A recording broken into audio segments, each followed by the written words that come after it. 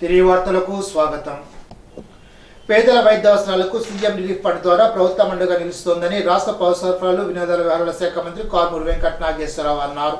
తనకు వైఎస్ఆర్సీపీ కార్యాలయంలో బుధవారం మంత్రి కారుమూరి సీఎం రిలీఫ్ ఫండ్ చెక్కులు అందజేశారు. ఈ సందర్భంగా ఆయన మాట్లాడుతూ ఆరోగ్యశ్రీ వైద్య సేవలు 25 లక్షలకు పరిమితి పెంచడమే కాకుండా అనారోగ్య కారణంగా అత్యవసర పరిస్థితులు ఏర్పడిన సందర్భంలో ప్రైవేట్ ఆసుపత్రుల్లో చేర్చుకున్న వైద్య ఖర్చులకు సైతం ప్రభుత్వం భరోసా ఇస్తోందని అన్నారు.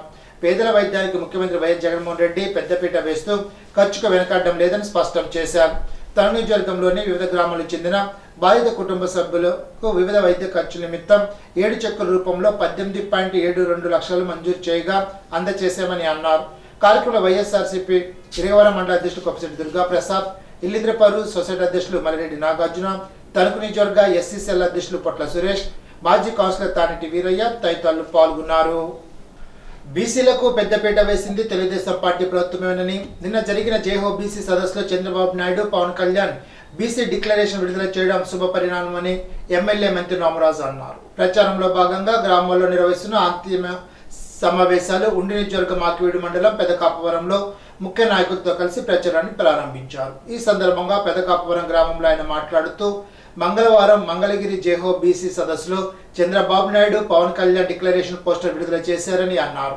50 ఏళ్లకే బీసీలకు పెన్షన్, 4000కు పెన్షన్ పెంచుతామని వారు ప్రకటించారని ఎమ్మెల్యే రామరాజు వివరించారు.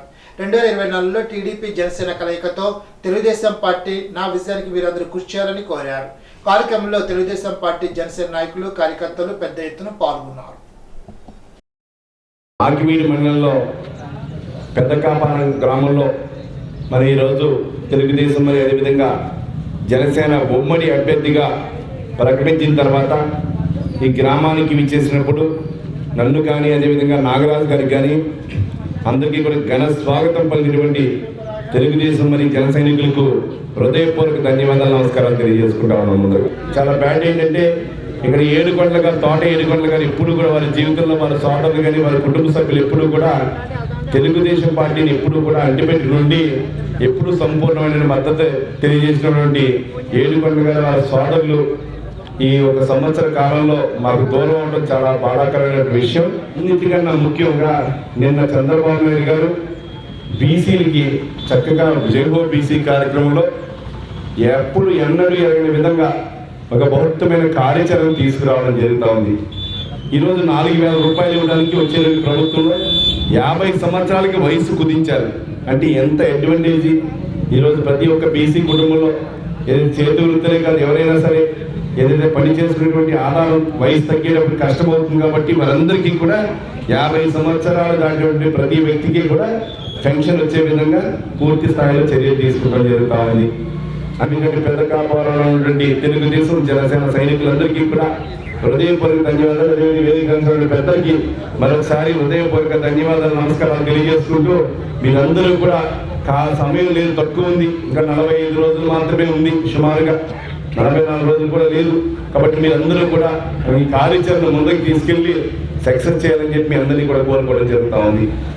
ఏదైతే తెలుగుదేశం పార్టీ జాతీయ అధ్యక్షులు శ్రీ నారా చంద్రబాబు నాయుడు గారు, జనసేన పార్టీ అధినేత శ్రీ పవన్ కళ్యాణ్ గారు ఇరువురు కూడా మన రాష్ట్ర భవిష్యత్తు కోసం పొత్తులో భాగంగా మన ఉండి నియోజకవర్గానికి తెలుగుదేశం జనసేన ఉమ్మడి అభ్యర్థిగా మన మంత్రి రామరాజు గారికి ఇక్కడ అభ్యర్థిగా సీటు కన్ఫర్మ్ చేశారు. కాబట్టి ఆయన విజయానికి మన పెదకాపారం గ్రామంలో ఉన్న జనసేన పార్టీ నాయకులు, కార్యకర్తలు, జన సైనికులు, ఏర మహిళలు అందరూ కూడా ఈ గ్రామంలో ఉన్న తెలుగుదేశం పార్టీ నాయకులతో కలిసిమెలిసి అందరూ కూడా ఐకమత్యంగా మన మంత్రి రామరాజు గారికి భారీ మెజార్టీ ఇవ్వాల్సిందిగా ఈ గ్రామం నుండి ప్రతి ఒక్కరిని కూడా కోరుకుంటున్నాను. వీరవాసర మండలం రాయకుదురు జిల్లా పరిషత్ హై స్కూల్ను జిల్లా విద్యాశాఖ అధికారి ఆర్ వెంకటరమణ తనిఖీ చేసి ఈ నెల 18వ తేదీ నుండి జరగనున్న 10వ తరగతి పరీక్షల దృష్ట్యా పాఠశాల అమలు చేస్తున్న కార్యక్రమాలను, రికార్డులను పరిశీలించి 10వ తరగతి చదువుతున్న విద్యార్థులతో సమావేశమయ్యారు. సిడి గ్రేడుల్లో ఉన్న విద్యార్థులను ప్రశ్నించి వారు ఉత్తీర్ణత సాధించడానికి తగు సూచనలు చేశారు. గణితం, సైన్స్, సోషల్ సబ్జెక్టులో ఎక్కువ మార్కులు సాధించడానికి ఉపయోగపడే విషయాలపై విద్యార్థులు దృష్టి కేంద్రీకరించి చక్కగా చదవాలని అన్నారు. కార్యక్రమంలో ప్రధానోపాధ్యాయులు కానుకోన శ్రీనివాసరావు, వీరవల్లి నాగేశ్వరరావు, కాయల వీరస్వామి, యువి సుబ్బరాజు, అంగరవేణు, గజేంద్ర గట్క, లక్ష్మీదుర్గ, బోను దుర్గాప్రసాద్ తదితరులు పాల్గొన్నారు. ప్రధానోపాధ్యాయులు కానుకోన శ్రీనివాసరావు, ఉపాధ్యాయులు జిల్లా విద్యాశాఖ అధికారిని సత్కరించారు. నర్సాపురంలో 1,38,00,000తో చేపట్టిన కాటన్ పార్క్ అభివృద్ధి పనులను రాష్ట్ర ప్రభుత్వ చీఫ్ విప్ ముదురు ప్రసాదరాజు పరిశీలించారు. నర్సాపురం పట్టణం సుందరంగా తయారు కావడానికి ఈ పార్క్ ఎంతో దోహదం చేస్తుందని ప్రసాదరాజు అన్నారు. నర్సాపురం పాత బజార్లో 1,50,00,000తో పునర్నిర్మించిన మసీదు ప్రారంభోత్సవ కార్యక్రమంలో రాష్ట్ర ప్రభుత్వ చీఫ్ విప్ ముదురు ప్రసాదరాజు పాల్గొన్నారు.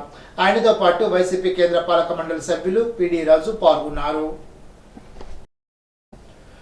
తూర్పుగోదావరి జిల్లాలో 2023 డిసెంబర్ నెలలో మిచాంగ్ తుఫాను భారీ వర్షాలకు దెబ్బతిన్న వ్యవసాయ ఉద్యాన పంటలకు ఇన్పుట్స్ కింద 11,854 హెక్టార్లలో జరిగిన పంట నష్టం కోసం 18,540 మంది రైతుల ఖాతాలకు 1,782,65,000 జమ చేయడం జరిగిందని జిల్లా కలెక్టర్ డాక్టర్ కె మధులత తెలిపారు.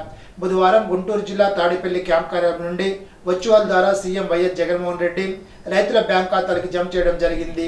బుధవారం సాయంత్రం కలెక్టరేట్ సమావేశ మందిరం నుంచి జిల్లా స్థాయి కార్యక్రమంలో కలెక్టర్ మాధవిలత, లబ్ధిదార రైతులు, అధికారులు పాల్గొన్నారు.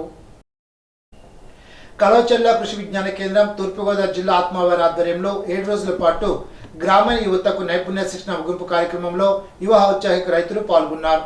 ఈ శిక్షణ కార్యక్రమంలో 15 మంది గ్రామీణ మహిళలు రాజ్యనగరం, రాజమండ్రి, నరేంద్రపురం, కలవచెర్ల, కోరుకొండ, శ్రీకృష్ణపట్నం, గాదరాడ గ్రామాల నుండి ఎంపిక కాబడిన యువ ఔత్సాహిక రైతులు పాల్గొన్నారు. వారం రోజుల పాటు నిర్వహించబడిన ఈ శిక్షణ కార్యక్రమంలో జనప నారతో చేసిన బ్యాగులు, టిఫిన్ లంచ్ బ్యాగులు, సెల్ ఫోన్ బ్యాగులు, ఆఫీస్ ఫైల్స్తో పాటు 2 రోజుల పాటు స్క్రీన్ ప్రింటింగ్ మీద శిక్షణ నిర్వహించామని కేవీకే హెడ్ డాక్టర్ విఎస్ అజిఆర్ నాయుడు పేర్కొన్నారు. రైతులకు వ్యవసాయంతో పాటు పాడి ఉంటే వారు అధికంగా అభివృద్ధి చెందడం జరుగుతుందని, ఆ క్రమంలోనే అమూల్ కేంద్రాల ద్వారా మద్దతు ధర పాలను సేకరించడం జరుగుతోందని జిల్లా కలెక్టర్ డాక్టర్ కె మధులత పేర్కొన్నారు. బుధవారం రాజానగరం మండలం సంపత్ నగర్లో పాల సేకరణ, భూపాలపట్నంలో బిఎస్ఎంయు ప్రారంభోత్సవ కార్యక్రమంలో ఎమ్మెల్యే జట్కంపూడి రాజా, జాయింట్ కలెక్టర్ తేజ్బర్తో కలిసి పాల్గొన్నారు. ఈ సందర్భంగా కలెక్టర్ మాధవిలత మాట్లాడుతూ పాలు అమ్మే పాడి రైతులకు సరైన ధర ఇచ్చే క్రమంలో పాలలోని చిక్కదనం, వెన్న శాతానికి అనుగుణంగా సరైన ధర ఇచ్చే దిశలో జగనన్న పాల సేకరణ కేంద్రాలను ఏర్పాటు చేయడం జరిగిందని తెలిపారు. జిల్లా వ్యాప్తంగా 170 పాల సేకరణ కేంద్రాలు ఏర్పాటు చేశామని అన్నారు.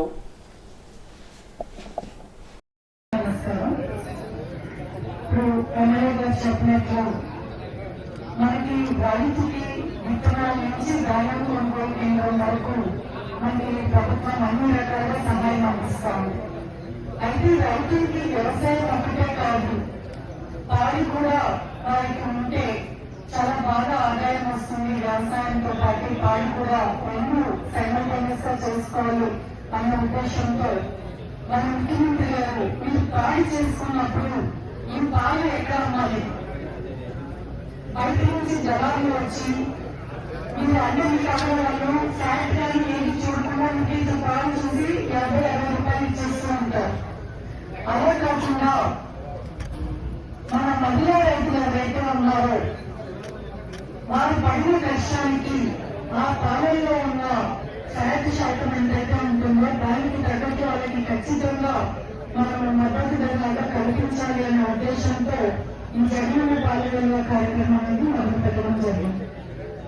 అయితే ఈరోజు మన జిల్లాలో 170 దాకా గ్రామాల్లో మనము స్టార్ట్ చేసుకున్నాం. ఎన్నికల ప్రక్రియ సజావుగా నిర్వహించే నేపథ్యంలో రాజకీయ పార్టీలు ఎన్నికల్లో పోటీ చేసే అభ్యర్థులు ఎంతో క్రియాశీలకమైన పాత్ర పోషించాల్సి ఉంటుందని, మార్గదర్శకాలు ఖచ్చితంగా పాటించాలని జిల్లా ఎన్నికల అధికారి కలెక్టర్ డాక్టర్ కె మధులత విజ్ఞప్తి చేశారు. బుధవారం సాయంత్రం కలెక్టరేట్ సమావేశ మందిరంలో రాజకీయ పార్టీల ప్రతినిధులతో ఎన్నికలు, రాజకీయ పార్టీలు అనుసరించాల్సిన విధానాలపై శిక్షణ అవగాహన కార్యక్రమాన్ని నిర్వహించారు. ఈ సందర్భంగా జిల్లా ఎన్నికల అధికారి కె మధులత మాట్లాడుతూ ఎన్నికల నియమావళిని రాజకీయ పార్టీలు విధిగా పాటించాలని, ఎన్నికల నియమావళిపై సందేహ నివృత్తి చేసేందుకు ప్రత్యేక సెల్ ఏర్పాటు చేయడం జరిగిందని తెలిపారు. ఎన్నికల నియమావళి అమల్లోకి వచ్చిన వెంటనే రాజకీయ పార్టీలు ఎన్నికల నిబంధనలు పాటించాలని, ఎటువంటి ఉల్లంఘనకు పాల్పడవద్దని అన్నారు. నామినేషన్ల తర్వాత ఈవీఎంలను నియోజకవర్గాలకు తరలిస్తామని తెలిపారు.